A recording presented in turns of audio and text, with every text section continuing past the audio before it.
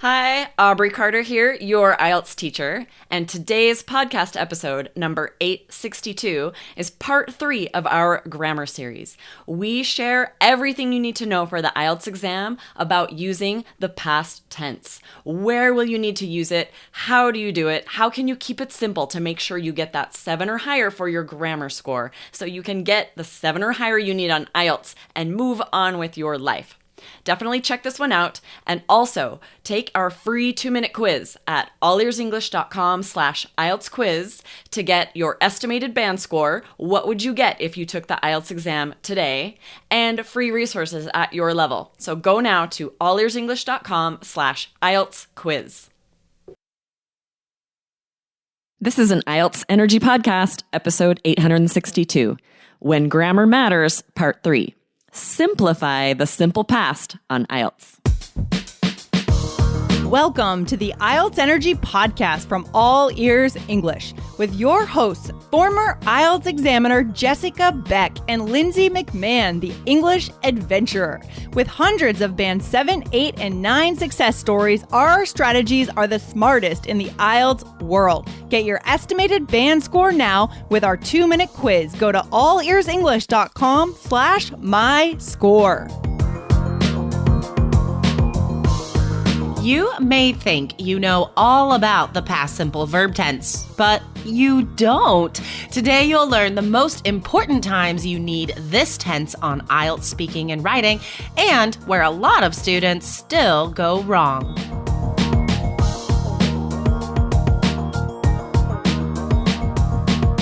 Hey, Aubrey, how are you? Hey, Jessica, I've been better. What about you? Oh gosh, you guys, that's actually like, that could be a good phrase for speaking part 1. If maybe if you're really nervous, right? And we talk about how to sort of manage that anxiety more in the course, but we do talk about it on the show, right?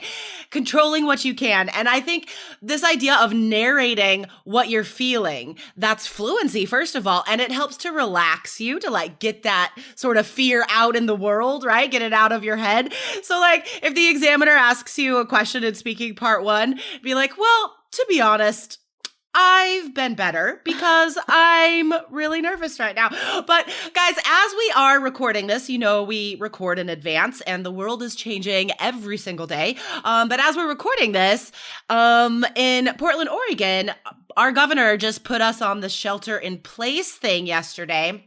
So that's my life right now. We're all on lockdown. What about you, Aubrey? We're not on lockdown yet. They've definitely recommended that we limit going out, but there isn't a shelter-in-place order, so it's kind of crazy. Some dentists are still working, a lot of people still going to work, a lot of kids still at the park when we go, but I feel like it's going to happen soon that we'll have more of a lockdown. I hope it does. I hope for everyone's sake, so fewer people fall ill and our hospitals can manage the demand. But okay, anyway, guys, so that's just a quick check-in about where we are in the world right now. But today, guys, we are staying positive. We never stop teaching you guys at IELTS Energy and All Ears English, no matter what is happening in the world. So we are bringing you our 3rd installment in our very amazing grammar series today, right, Aubrey? Exactly. We are going to talk about the simple past and when you need to use it on IELTS. And I'm excited about this because as far as grammar tenses go, you don't want to have to think about this too much, but there are times on the exam when you have to use the simple past, and we're going to share every one of those with you today. Yes, exactly. We have so much in this episode, guys. There's a lot that we want to talk to you about today. And if you are hearing this and you're like, oh, that's easy, past simple, blah, blah, blah. We're not just going to teach you the rules. You probably know the rules, right? But what we're going to focus on is where you need to use it on the test, because students do make mistakes with these tenses all the time. And you know what, guys? As a former examiner, I can tell you that this definitely lowers your grammar score, all right? If you make a simple mistake like this, right? Not using the past simple when you should, that is automatically noticeable to the examiner, right? Like that you cannot get a 7 or higher for grammar if you are making mistakes like this. So do pay attention today, guys. As someone who administered thousands of speaking exams, I can tell you guys, students mess this up all the time. So first of all, just let's start at the basics, right? Let's lay the foundation. What is the simple past, Aubrey? Yeah, so most of you probably know how to use the simple past and what it is, but in case you don't, or for a little refresher, right? To form it, you are going to, for most regular verbs, you add ed, right? So play becomes played, close becomes closed, but there are a lot of irregular verbs that we have to memorize, like go becomes went, and write becomes wrote, and there's kind of no rhyme or reason to how they change, right, Jessica? English is so unfair. It is. It's so unfair. You know, so I'm sorry, guys. We didn't make it. We didn't make English, but this is what we have to work with. So yeah, this is one of those things, guys, where you just have to memorize a list of the irregular past tense verbs. There's no way around it, all right? But again, the more you read, the more you listen to English in your life, you will hear these over and over again. And that is how we remember. And that is how we can then use them ourselves and be more correct. Okay. One nice thing is, though, I've been studying a lot of Spanish lately. And as you know, Jessica, and anyone who speaks Spanish or French or lots of languages where there's number and gender, and like the verb in the simple past has to match in number or gender, we don't actually have to do that in English. It's so nice. So when you know the past tense of a verb, it doesn't change, right? It's I wrote, he wrote, she wrote, they wrote. They're all the same and they don't have to adjust. So that's one way it is a little more fair, maybe. That's a good point. English isn't too terrible. At least there's one thing that it could be easier. Worse. Right. Guys, I quickly want to remind you, I just want to put this in here real fast, guys. If you have some extra time, you can learn about how to excel on your speaking exam. Aubrey and I are doing a free live web class, guys. Grab your spot. Go to allearsenglish.com/certain. That's CERTAIN. 2 opportunities, April 25th and 27th. So all about IELTS speaking. That is also going to be a jam-packed free live web class. So grab your spot, guys. Okay, so we are going to talk about the past simple for speaking in just a minute, but let's start with writing. So what are like the typical times when we're going to use past simple in writing? So for both task ones, right? Yeah. The general letter, if you have to write about a complaint or a formal letter to a business, maybe about a problem that you want fixed, or if you're writing an informal letter to a friend, if one of the bullets is in the past, you need to match your tense to the bullet point. If it says describe what happened in the past tense, then you'll need to write that in the past, right? Yes, that's an awesome tip, guys. And that is also true for speaking, all right? Again, like this is just one of the like simple errors people make when they're nervous. No matter what your English level is, guys, I've seen it happen. You're reading the question too quickly because you want to start writing. You're afraid you're going to run out of time. Or on speaking, like you're already starting to think about your answer or like a vocab word you want to use or something, and you're not actually tuned into what the examiner is asking. So the examiner's asking a question in the past simple and you start answering about like the present or future, whatever.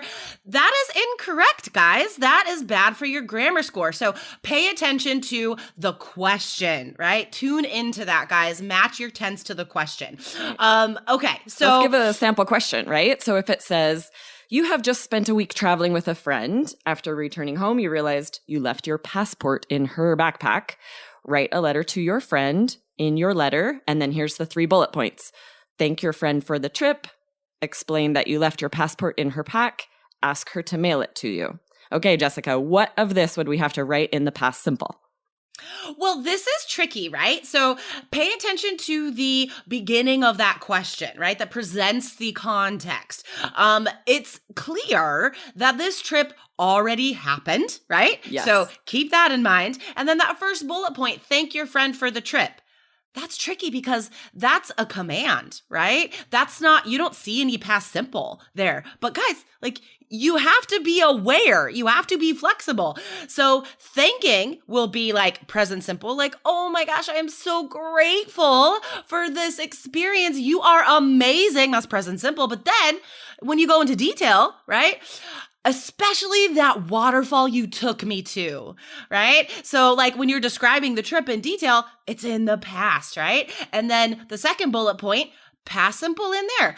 You left your passport in her pack. So all of those details about that context, why you like, you know, had a momentary blank mind and you left it in her backpack, also past simple. What about the third bullet point? Ask her to mail it to you. So yeah, this is not going to be past, right? You'll say, can you please send it to me in the mail? This is going to be simple or present again. Right, exactly. So general training letters, guys, there will be a mix. So pay attention, tune into the situation and the tense in the question. And for academic guys, it's a lot more clear cut, right? Guys, I mean, you know this. If it's a change over time, if it's a static, if the time presented is in the past, use all past simple, be consistent. But also, there could be a future on there. Sometimes there are forecasts for the future. So just remember to change tense. Just match the time in the graph. That's all you got to do, guys.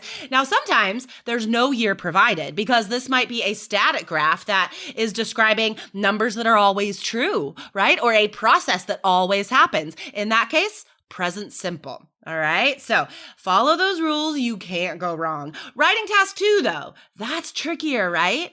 Yeah, definitely, because sometimes you'll want to share examples that finished in the past, and then you'll definitely want to use past simple.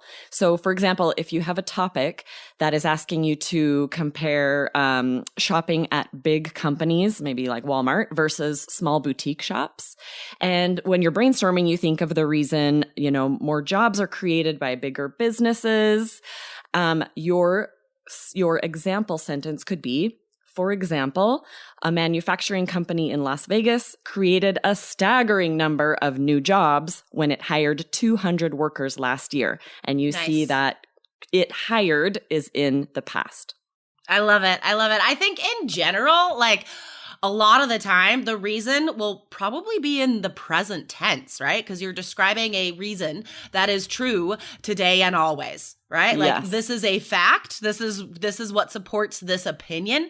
But then in the example, it's gonna often be past simple, right? Because you're proving it with something that already happened. So I like this just as a general rule, right? If you're in doubt, put the reason in present simple and put the example in past simple. I love it. Simplifies it. I like it. Hello, lovely students. We have an awesome live free web class coming up April 25th and 27th. I think this is going to be hugely popular, guys. There is so much information in this web class about how you can be certain to get the score you need on your next speaking exam. So sign up, grab your spot now. Go to allearsenglish.com/certain. That's allearsenglish.com/CERTAIN. All right, guys. So let's move on to the speaking test. All right. Do we use past simple a lot in our speaking answers? Yes, definitely. Right. I've done a lot of speaking personal coach classes, and we've talked about this quite a bit because it helps so much. The same as we were talking about for writing. Match your tense to the question, right? Yes. So if a personal question is about your past or comparing the past and the present, you're definitely your answer will be in simple past. Or if a question in part 2 asks you to describe a past experience, then your answer will be in the past. Right. And again, guys, like in part 2, you're often telling a story, right? And this is a story that already happened. Clue. So when you dive into detail or when you go off on whatever tangents, right? We've been talking about tangents on the show recently. That's going to be past simple, right? And guys, here is another tip. Aubrey is going to be on All Ears English very soon to talk about the past continuous. So that would be a good companion episode to this one. So keep your eye out for that one on the All Ears English side. Yes, and I also recently posted a YouTube video about using present perfect, where we can introduce the topic, but then when you go on to describe events, you do that in past simple. So come back to the blog. I'll link to that YouTube video in case you missed it. allearsenglish.com/episode/IELTS. That's awesome. That's awesome. Yeah, guys. So I think like the point of this series, right? When grammar matters, it's not about memorizing rules that frankly don't always work. Like they don't actually always describe how we use them. The way we are teaching you guys grammar, it is directly connected to the test. Right? Like you're not going to open a grammar book and then like see the rule that this is good for an introduction of speaking part 2. But this is a great way to like learn the rules through context and through usage.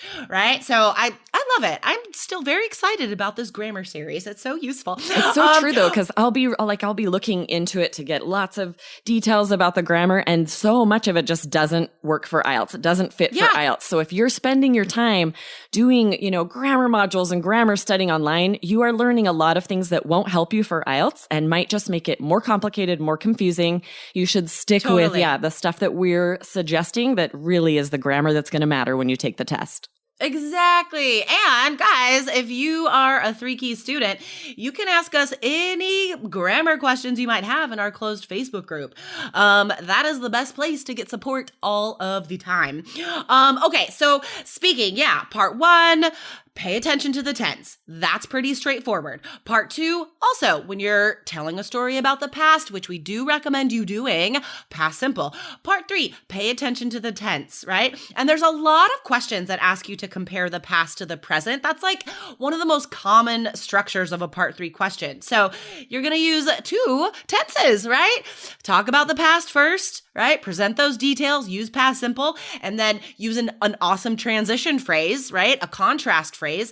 However, nevertheless, these days, and then you're going to switch to present simple because you're describing something that is true right now. So pay attention to the tense. That is what our message is today. And how could students learn more about raising their speaking score, Aubrey? So you guys definitely want to check out our upcoming web class. It's all about speaking, how to be confident when you go in on test day to be certain that you are going to get an excellent score. So come and see us at allearsenglish.com/certain, CERTAIN, to grab your spot because it will fill up and we want to see you there. Yes, guys. There's so much in here.